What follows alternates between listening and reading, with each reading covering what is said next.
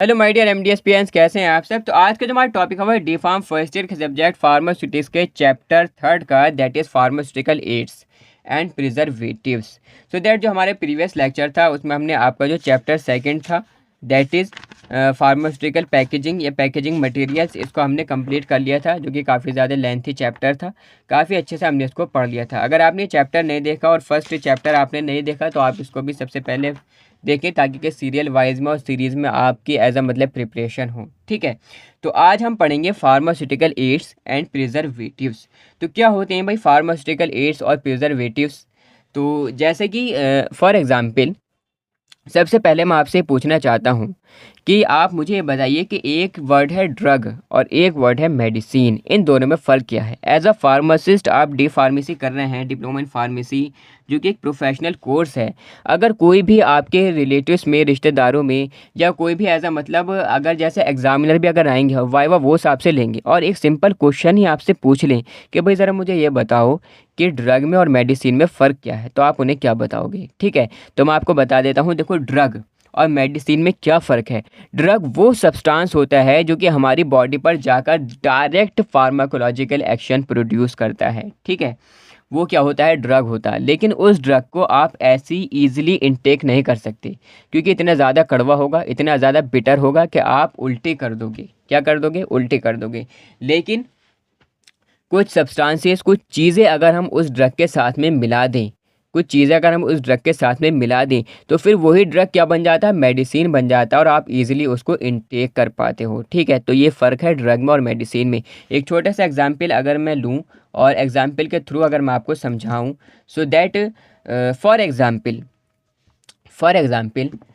मैंने आपसे कहा कि भाई एक नींबू लो और उस नींबू को काटो और उसका रस एक कप में निचोड़ लो। ठीक है, फॉर एग्जाम्पल वो जो नींबू है वो क्या है, क्रूड ड्रग है, क्रूड ड्रग। लेकिन जब आपने उसका रस निचोड़ लिया तो उसका रस क्या कहलाएगा, उसका रस कहलाएगा ड्रग। ठीक है, तो क्या आप उस नींबू के रस को ऐसे ही पी सकते हो? नहीं पी सकते। इतना ज़्यादा खट्टा, इतना ज़्यादा बिटर, कड़वा होता है कि आपका दिल मचला जाएगा और आपको एज अ मतलब वॉमिटिंग हो जाएगी, उल्टी आप कर दोगे। ठीक है, काफ़ी ज़्यादा मतलब आपकी तबीयत भी ख़राब हो सकती है। ठीक, तो क्योंकि हम ड्रग को ऐसे ही नहीं ले सकते। लेकिन अगर मैं आपसे कहूँ कि भाई यही जो आपके पास नींबू का रस है, इसको एक काम करो कि इसी नींबू के रस के अंदर थोड़ा सा पानी मिलाओ, एक चम्मच चीनी मिलाओ, थोड़ा सारा शिकंजी मसाले इसके अंदर मिलाओ, तो कितनी बढ़िया बात हो जाएगी कि ईजिली आप उसको इंटेक कर पाओगे। ठीक है, तो ये सारी चीज़ें जो हमने उसके अंदर मिलाई, ये सारी चीज़ें क्या कहलाएंगी, ये सारी चीज़ें कहलाएंगी as a example pharmaceutical aids. ठीक है, यानी कि ड्रग के अंदर जब हम colouring agents, flavouring agents, preservatives, binders और जो बहुत सारी चीज़ें हैं मेडिसिन को बनाने के लिए, जब ये सारी चीज़ें हम मिला देते हैं तो वो मेडिसिन बन जाती है। इन सारी चीज़ों का हम क्या बोलते हैं? फार्मास्यूटिकल एड्स बोलते हैं।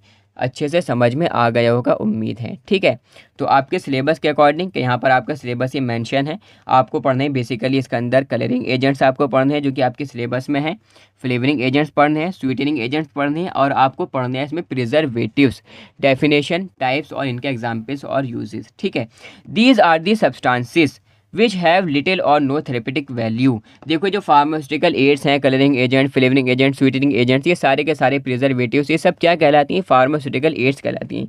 ये ऐसे सब्सटेंस होते हैं जिनमें बिल्कुल भी या बहुत कम या ना के बराबर या बिल्कुल भी थेरेपेटिक वैल्यू नहीं होती, कोई बॉडी पर जाकर फार्माकोलॉजिकल एक्शन प्रोड्यूस नहीं करते, but are essentially used in the manufacturing of various pharmaceutical products.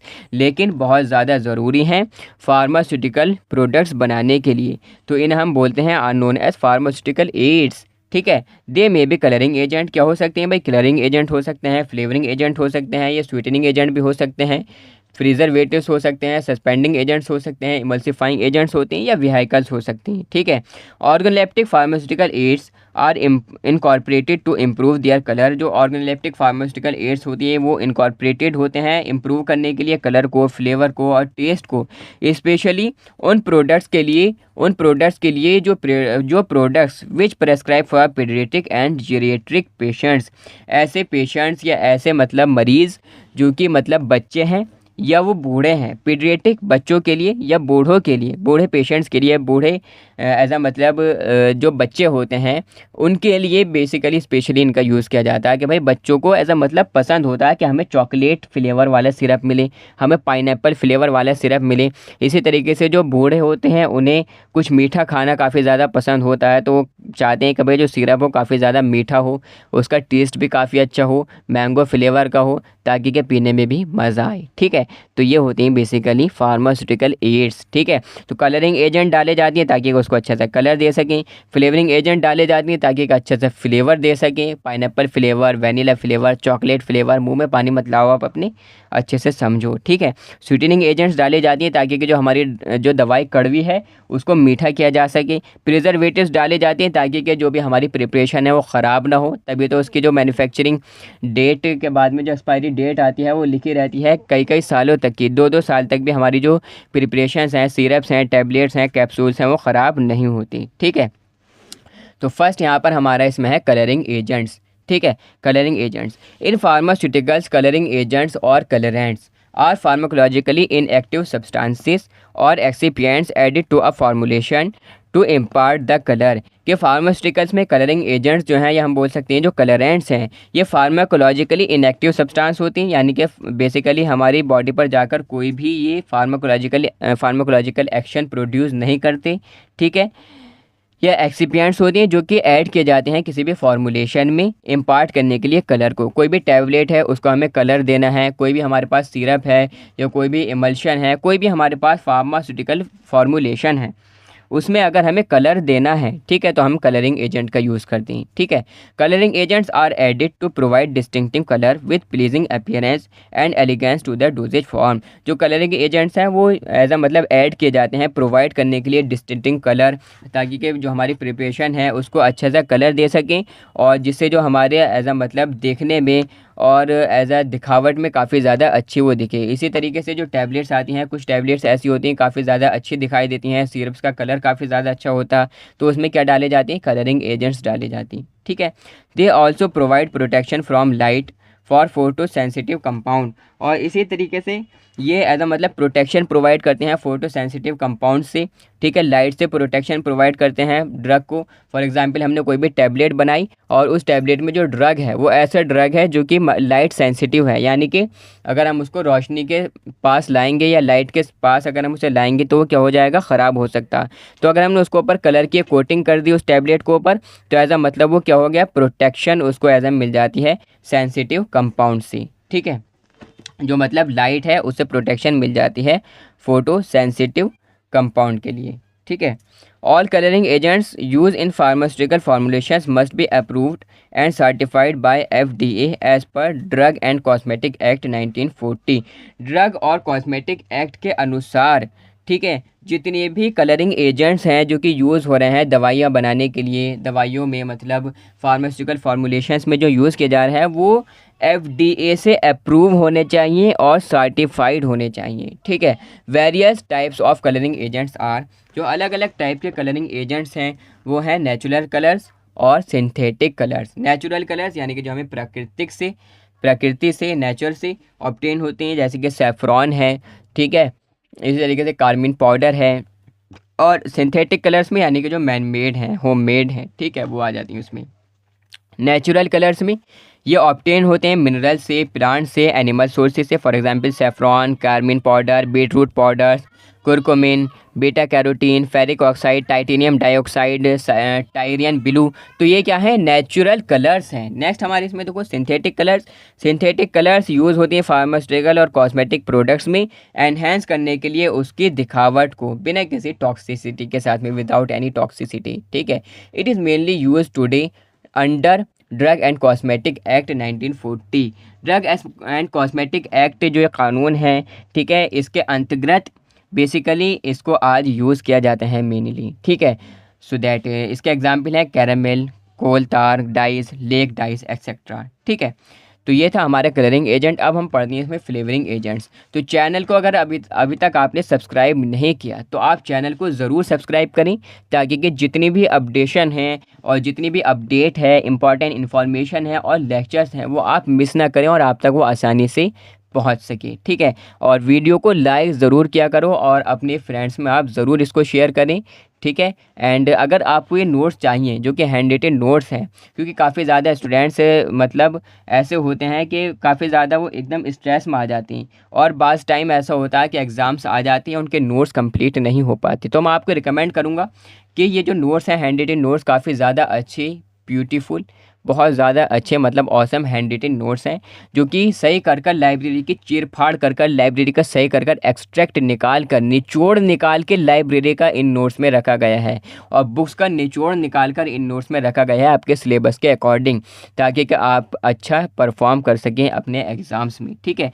और इन नोट्स को आप किस तरीके से परचेज़ कर सकती हैं, सिंपली जो हमारी एमडीएस फार्मेसी की ऑफिशियल एप्लीकेशन है गूगल प्ले स्टोर पर अवेलेबल है, वो आप वहाँ से सर्च कर एमडीएस फार्मेसी भी आप डाउनलोड कर सकती हैं। अदरवाइज़ उसका लिंक एप्लीकेशन का आपको वीडियो के डिस्क्रिप्शन बॉक्स में मिल जाएगा, तो आप उस लिंक के थ्रू एप्लीकेशन को डाउनलोड कर सकते हैं, लॉगिन करेंगे, उसके बाद में वहाँ पर आपको नोट्स वगैरह मिल जाएंगे। फार्मास्यूटिक्स के कंप्लीट सारे चैप्टर्स के complete hand written notes D pharm first year के लिए ओनली एंड ओनली 120 रुपीज़ के नोट्स हैं। 120 रुपये में कंप्लीट नोट्स आपको मिल रहे हैं, जो कि काफ़ी ज़्यादा इंपॉर्टेंट है आपके एग्ज़ाम्स के लिए। आपको नोट्स बनाने की ज़रूरत नहीं है, अगर कॉलेज नहीं जा पाते तो कॉलेज एज अ मतलब नोट्स बनाने की रिक्वायरमेंट आपको नहीं रहती। कोई बुक ख़रीदने की आपको ज़रूरत नहीं है, कोई भी कोर्स आपको एज अ मतलब फार्मास्यूटिक्स की कोई बुक आपको ख़रीदने की परचेज़ करने की ज़रूरत नहीं है, कोई नोट्स आपको परचेज़ करने की ज़रूरत नहीं है, अपने सीनियर से अपने टीचर से नोट्स लेने की ज़रूरत नहीं है, ठीक है।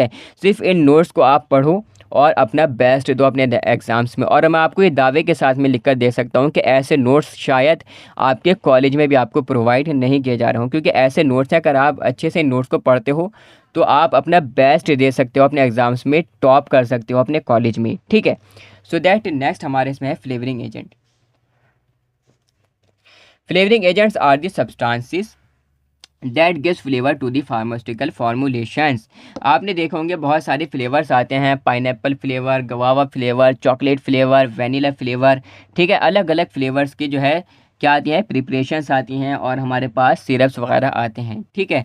तो उसका अंदर बेसिकली फ्लेवरिंग एजेंट्स डाले जाते हैं। तो फ्लेवरिंग एजेंट्स ऐसे सब्सटेंस होते हैं जो कि फ्लेवर देते हैं हमारी फार्मास्यूटिकल प्रिपरेशन को। Flavouring agents are usually used to mark the unpleasant, saline, bitter, sour taste and smell of the medicines or any product, ठीक है। कितनी ज़्यादा इंपॉर्टेंट लाइन है, कितनी ज़्यादा इजी भी है आपके लिए। फ्लेवरिंग एजेंट्स यूजुअली यूज़ किए जाते हैं मास्क करने को, जो मतलब जो भी ड्रग है, जो भी हमारे पास दवाई है, हमने मान लो कोई भी सिरप बनाया, ये बहुत ज़्यादा कड़वा सिरप है, उसका काफ़ी ज़्यादा खट्टा टेस्ट है, सोर टेस्ट है, उसकी जो स्मेल है मेडिसिन की बहुत ज़्यादा ख़राब है, अनप्लीजेंट टेस्ट है, सैलाइन है, ठीक है, और मतलब एक्सेप्टेबल नहीं है, तो हम उसके अंदर क्या करेंगे, फ्लेवरिंग एजेंट डाल देंगे, ताकि क्या हम वो उसकी जो मतलब जितनी भी ये सारी चीज़ें हैं उसका कड़वापन, उसकी उसकी एज अ मतलब वो जो उसका जो स्वाद है वो उस ख़राब स्वाद, ठीक है, इन सारी चीज़ों को वो ताकि के मास्क कर सके, कवर कर सके, ठीक है। The selection of the flavouring agent depend upon the taste of drugs.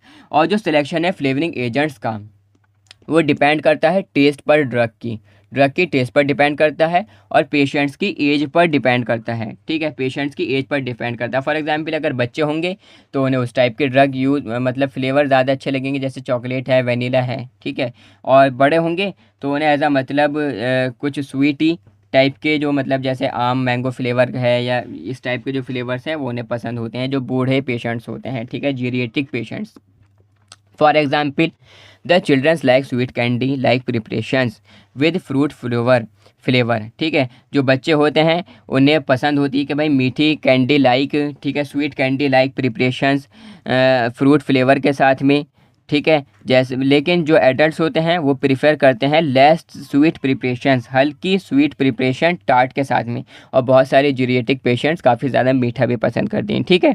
Some people like flavours as, और कुछ लोगों को पसंद होते हैं फ्लेवर्स जैसे कि पाइनएप्पल फ्लेवर है, वनीला है, स्ट्रॉबेरी है या अदर कोई फ्रूट फ्लेवर है, ठीक है।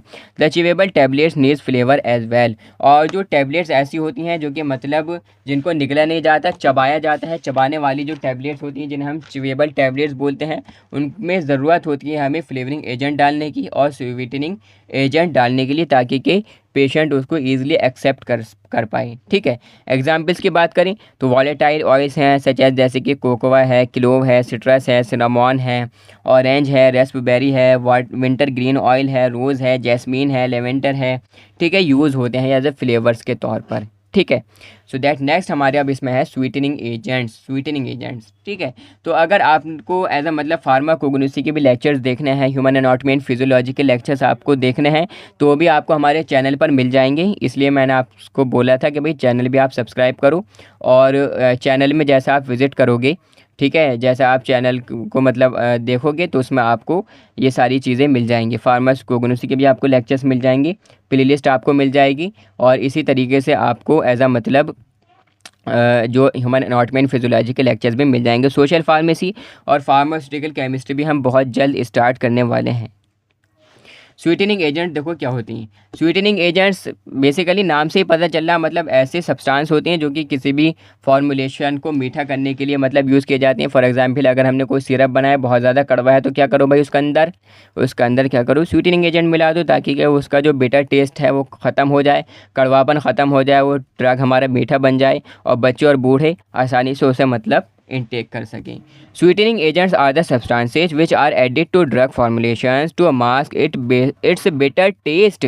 जो स्वीटनिंग एजेंट्स होते हैं ऐसे सब्सटेंस होते हैं जो कि ऐड किए जाते हैं किसी भी ड्रग फॉर्मुलेशन में मास्क करने के लिए, उसके बिटर टेस्ट को ख़त्म करने के लिए। It is use to impart the acceptable taste of to the oral formulations, यानी कि जितनी ओरल फार्मुलेशंस हैं, माउथ के ज़रिए से जितनी फार्मुलेशंस हम लेते हैं उन सारी फार्मुलेशंस के एक्सेप्टेंस को इंक्रीज़ करने के लिए बेसिकली, ठीक है, एक्सेप्टेबल टेस्ट को उसमें इम्पार्ट करने के लिए इनका यूज़ किया जाता है। Basically sugar most widely use, सबसे ज़्यादा यूज़ होती है मेनली शुगर, चीनी नेचुरल स्वीटनिंग एजेंट है जो कि यूज़ की जाती है। They impart viscosity to the drug, और इसी के साथ साथ में जो स्वीटनिंग एजेंट होते हैं ये विस्कोसिटी यानी कि जो हमारी ड्रग है उसमें गाढ़ापन भी प्रोवाइड करती हैं, थोड़ा सा उसको थिक बनाते हैं। ठीक है, जो उसकी विस्कोसिटी है, उसकी थिकनेस है, वो भी थोड़ी सी मतलब इम्पार्ट करते हैं, उसको एकदम थोड़ा गाढ़ा बनाने का काम करते हैं।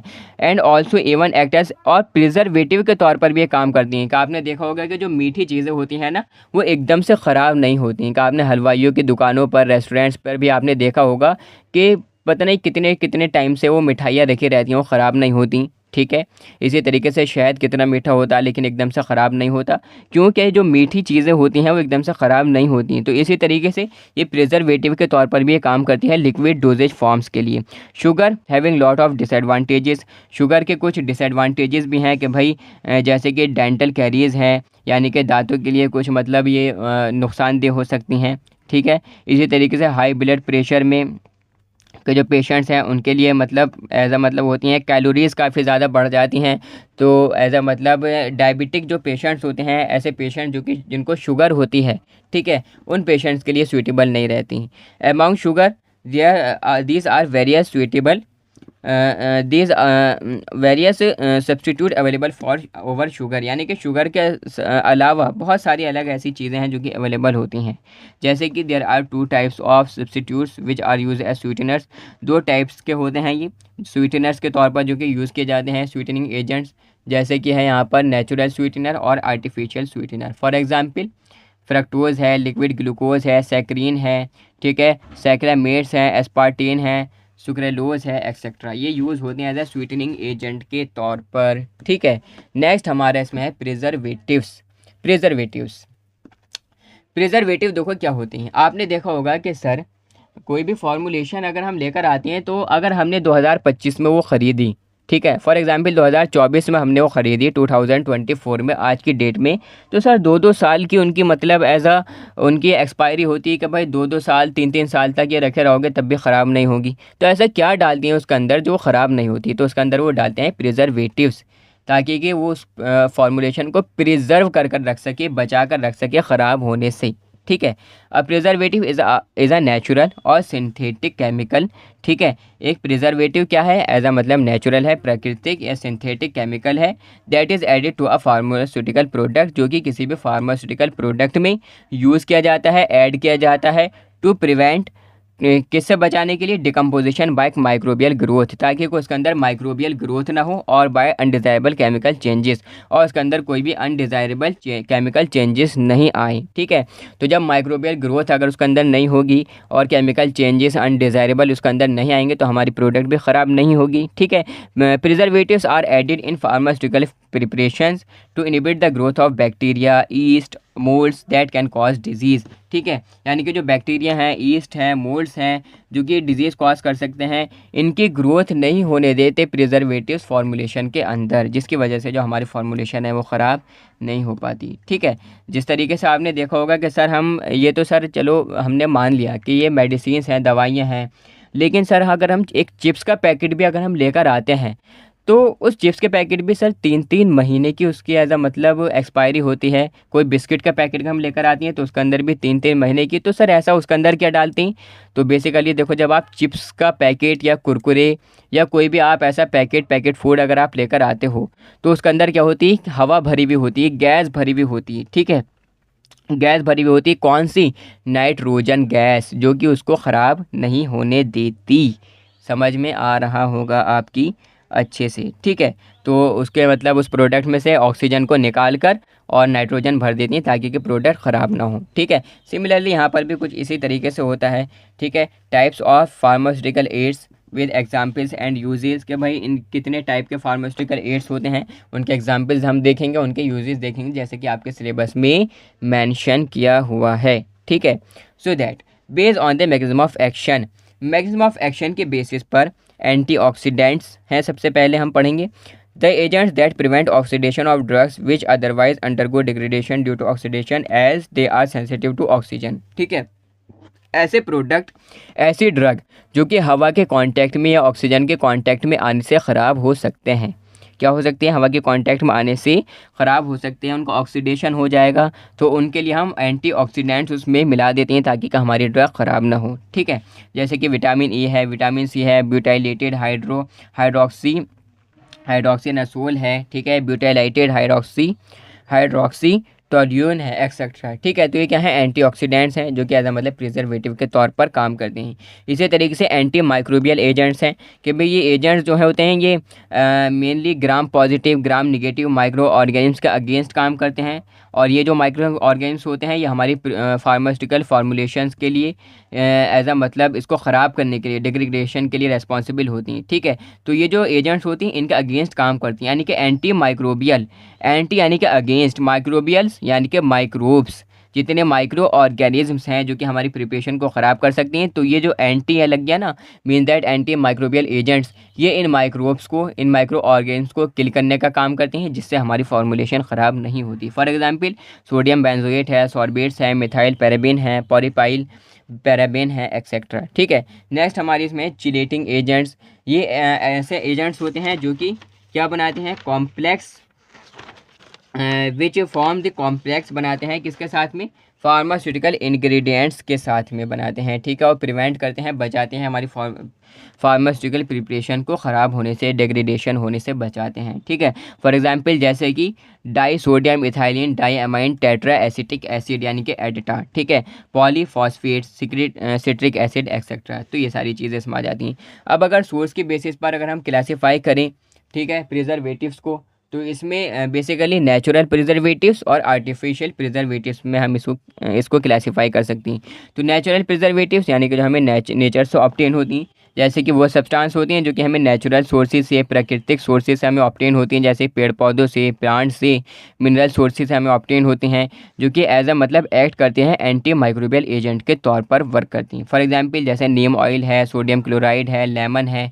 ठीक है, तो ये भी एज ए प्रिजर्वेटिव के तौर पर काम करती हैं। आर्टिफिशियल प्रिजर्वेटिव्स यानी कि ऐसे एजेंट्स होते हैं जो कि केमिकल्स के ज़रिए से बनाए जाते हैं, प्रिपेयर किए जाते हैं केमिकल सिंथेसिस से, जो कि एक्ट करते हैं अगेंस्ट वेरियस माइक्रो ऑर्गेन्स के ख़िलाफ़ वर्क करते हैं, काम करते हैं स्मॉल कंसनट्रेशन में।